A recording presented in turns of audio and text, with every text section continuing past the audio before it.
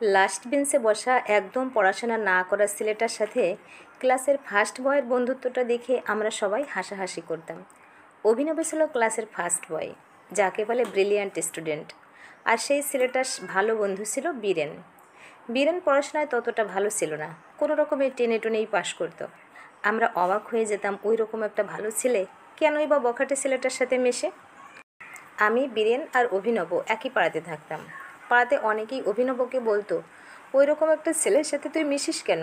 পড়াশোনায় তুই কত ভালো, তোর একটা আলাদা সুনাম আছে, কি হবে একটা ফালতু ছেলের সাথে মিশে? অভিনব চুপচাপ শুনে নিত, কাউকে কিছুই বলতো না। বাড়ি থেকে আমাদের স্কুলটা ছিল একটু দূরেই।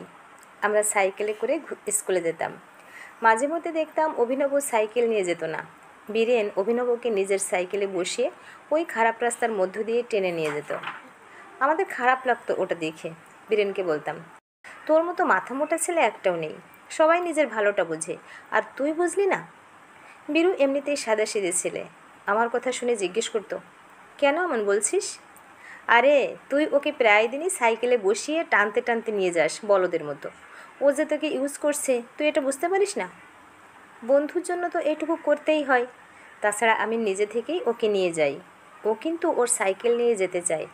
আমি ওকে বলি, ক্লাসে গিয়ে তোর সাথে তো আর ফার্স্ট বেঞ্চে বসা হয় না, তাই এইটুকু রাস্তায় একসঙ্গে গল্প করতে করতে যাই।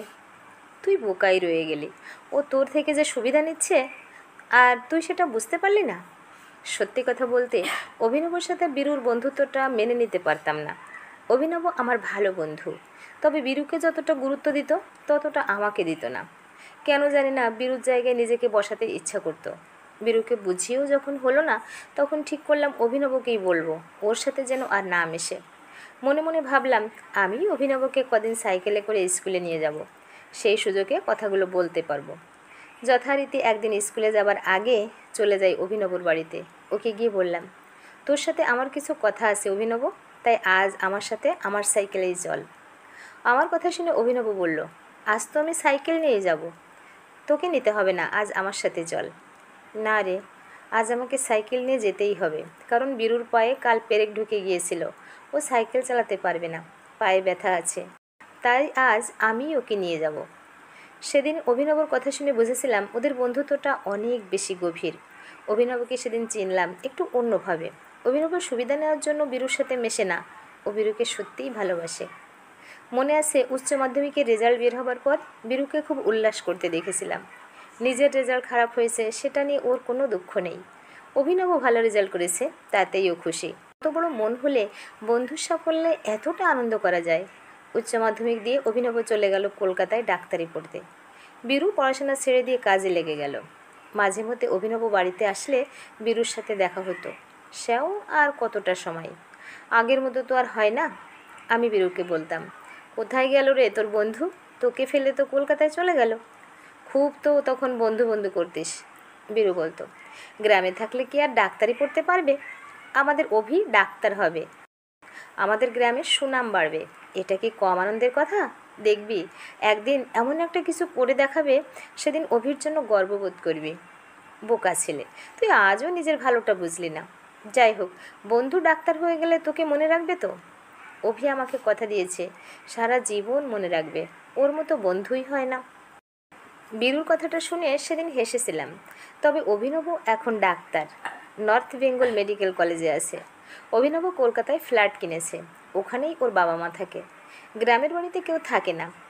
বীরুও অল্প বয়সে বিয়ে করে নিয়েছে। বীরুর বিয়েতে অবশ্য অভিনব এসেও ছিল। তখন বুঝলাম ওদের বন্ধুত্বটা নষ্ট হয়ে যায়নি, সেই হৃদ্যতা আগের মতোই বজায় আছে। সময়ের সাথে সাথে কত কী যে বদলে যায়, মানুষের হাতে কিছু থাকে না, তবুও মেনে নিতে হয়। বীরুর বিয়ে 4 বছর পরের সে ঘটনা। বীরু ছোটোখাটো একটা চাকরি করত, সামান্য বেতনে চলে যেত সংসার। বীরুর বাবা ছোটোবেলাতেই মারা গিয়েছিল, মাও মারা গেল বছর 2 আগে। তারপর এলো অতিমারি, লকডাউন হয়ে যায়, কাজটাই চলে গেল বীরুর। ঘরে বসে থাকলে তো আর পেট চলবে না, টাকা তো চাই। বাড়ির কাছাকাছি একটা নার্সিংহোমের সিকিউরিটি গার্ড হিসেবে কাজে লেগেছিল। 1.5 মাস কাজ করার পর একদিন রাতে হঠাৎ জ্বর আসে। কোভিড টেস্ট করাতে রিপোর্ট পজিটিভ আসে। বীরু হসপিটালে ভর্তি হয়। তার 3 দিন পর বীরুর স্ত্রীও কোভিড পজিটিভ হয়। শ্বাসকষ্ট নিয়ে একই হসপিটালে ভর্তি হয়। 5 দিন অন্তর বীরু আর বীরুর স্ত্রী দুজনেই মারা যায়।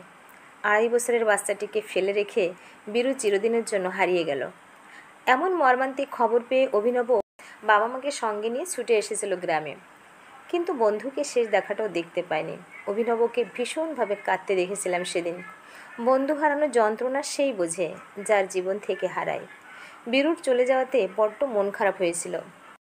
তবে হ্যাঁ, অভিনবের মতো বন্ধু পাওয়া আজকাল ভাগ্যের ব্যাপার। এমন মানবিকতা কজনের মধ্যে আর থাকে। বীরুকে যে সারা জীবন মনে রাখবে বলে কথা দিয়েছিল অভিনব, খুব মনে পড়ছিল বীরুর সেই কথাটা। অভিনবর জন্য গর্ববোধ করবি একদিন। সত্যি অভিনব একজন ভালো মানুষ, বন্ধুত্বের মর্যাদা সে রেখেছে। ভাবতে পারিনি অভিনব এমন একটা কাজ করবে। গ্রামের সবাই যখন কানাকানি করছিল ওইটুকু বাচ্চাটার কী হবে, কে ওর দায়িত্ব নেবে? আহারে, মেয়েটার কপালটাই খারাপ। কপালের লিখন তো বিধাতা লেখে, খারাপ হবে বললেই কি খারাপ হতে পারে? গ্রামের অতগুলো মানুষের সামনে অভিনব বাচ্চাটিকে কোলে তুলে নিয়ে চিৎকার করে বলেছিল, ওর সব দায়িত্ব আমার। বীরুর মেয়ে মানে ও আমারও মেয়ে, আজ থেকে আমি ওর বাবা। গ্রামের লোকজন তখন অবাক হয়ে গিয়েছিল কথাটা শুনে। অভিনবর মা তখন পাশে ছিল। ছেলের কথা শুনে বলেছিল, একদম ঠিক কাজ করেছিস বাবা। বীরু যে তোর সব থেকে ভালো বন্ধু ছিল, ওর মেয়েকে তুই মানুষ করবি। সেদিনে সেই অবদান ভুলি কী করে? বীরু যে অনেক বড় উপকার করে গেছে, বন্ধুর জন্য বন্ধু করবে না তো কে করবে? অভি, তোর মনে আছে তোর যেদিন বাইক অ্যাক্সিডেন্ট হয়েছিল? তোর অনেক রক্তের প্রয়োজন ছিল। সেদিন বীরু তার নিজের রক্ত দিয়ে জীবন বাঁচিয়েছিল তোর। তোর শরীরে আজও বীরুর রক্ত বইছে। আজ বীরু না থাক, বীরুর সবথেকে বড় উপহারটা তোর কাছে থাকবে। অভিনবর দু চোখে তখন জল। কাঁদতে কাঁদতে অভিনবকে বলতে শুনেছিলাম, ঠিকই বলেছ মা, বীরুর ঋণ আমি কখনোই শোধ করতে পারবো না। বীরুর সবথেকে বড় উপহার আজ আমার কাছে। বীরুর সঙ্গে যে আমার রক্তের সম্পর্ক। তারপর থেকে 2 বছর কেটে গেছে। বীরুর একমাত্র মেয়েকে মানুষ করছে অভিনব। বাচ্চাটি এখন অভিনবকেই বাবা বলে ডাকে। প্রিয় ভিউয়ার্স, এতক্ষণ সাথে থেকে গল্পটা শোনার জন্য অশেষ ধন্যবাদ। গল্পটা ভালো লাগলে একটা লাইক, কমেন্ট ও শেয়ার করে দেবেন। আর পরবর্তীতে এরকম আরও সুন্দর সুন্দর গল্প শোনার জন্য আমার চ্যানেলটা সাবস্ক্রাইব করে পাশে থাকবেন। ধন্যবাদ।